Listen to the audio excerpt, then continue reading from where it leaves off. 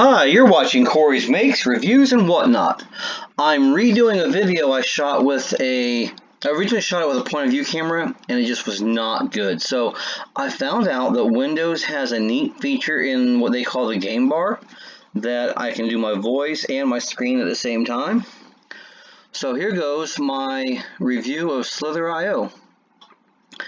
The first game of this genre that I played was Agar.io. Instead of being a snake, you're a round cell and you go around collecting food like I'm doing right now with the snake.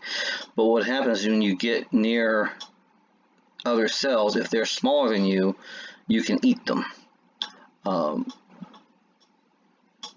I find this game to be much preferable. I'm just starting out as I've played hours probably of Agar.io, but I kind of got tired of it. Part of the problem is that you'll be playing on, you'll be playing supposedly every man for themselves, but people start teaming up and it's frustrating.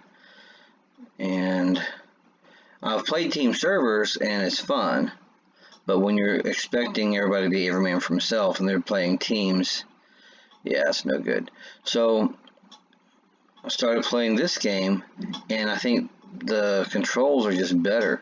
I mean, it's very simple. All I'm doing is I just point my mouse arrow where I want my snake to go, and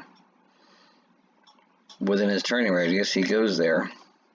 And if I want him to go fast, I just hold my left mouse button and there he goes. So you do lose a little bit of your snake's length when you go that fast. You'll see it trailing behind him, but it's not really enough to worry about, especially as you start to get a little bit longer.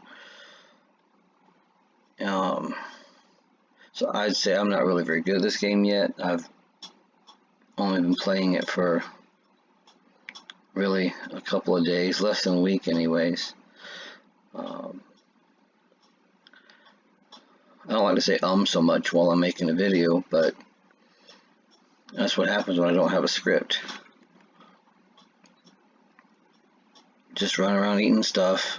One of these days or one of these moments I'll maybe eat another snake. You have to get them to crash into your find them crash into somebody else first. Now on the bottom right hand corner of the screen you'll see a radar that helps me know where I am on the board. I'm pretty far bottom right at the moment. There we go. Get my turning radius enough. You have to eat with your face, which obviously kind of makes a little bit of sense, but I guess in game mode you might not have known. I wouldn't have known.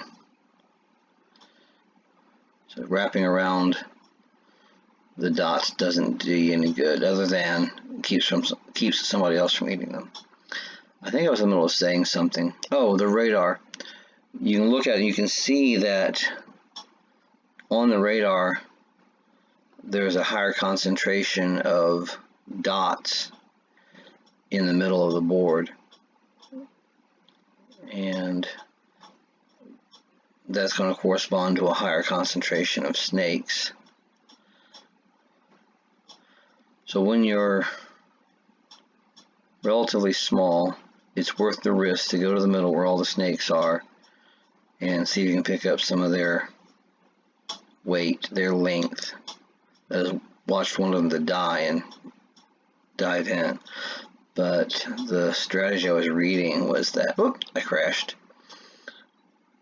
The strategy I was reading was that as you start to get longer, especially you get up into the tens of thousands of length. I've only got like 5,000 once, but when you get up into 10, 20, 30, even 40,000 length, you go out on the edge where there's less people around and just go into survival mode.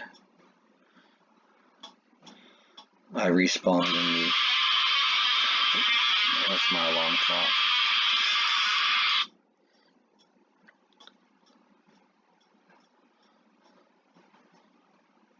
If you go out where there's fewer snakes around, you can live longer and just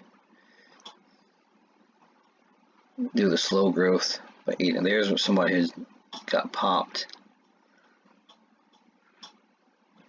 There, I managed to get some of it. I'm not going to get to that one. Oh, take some of this. So as I get more experience playing the game, and I know more about what I'm doing, maybe I'll do tips and tricks and hints and such. But right now I'm just showing that this is how it's played. I enjoy it quite a bit. Like I needed another time sink in my life, but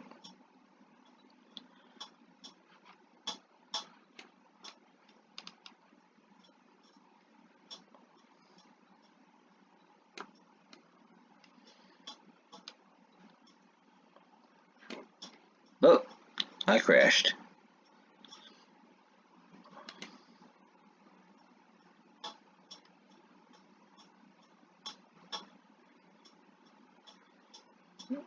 Nope. Took my eyes off the board too long. I'm just gonna look at my radar. Okay.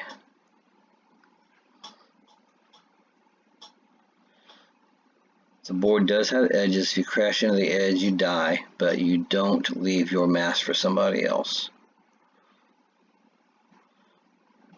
You crash into another snake, and you've seen what happens on that.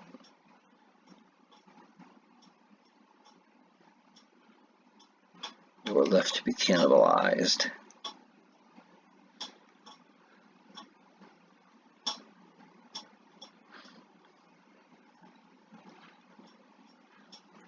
So one of the things I like to do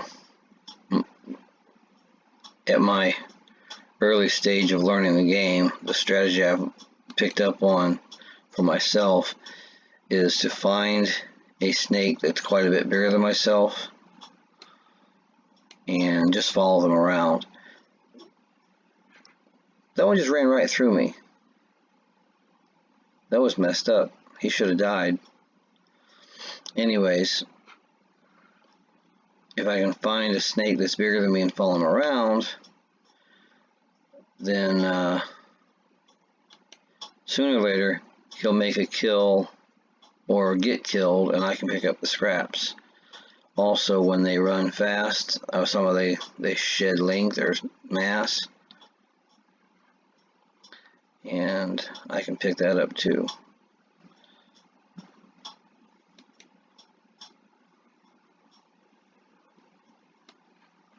Oh, so I only got 600. I usually can get at least 1,000 or 2, but that's enough to show how I do the game. Thanks for watching Corey's Makes, Reviews, and Whatnot.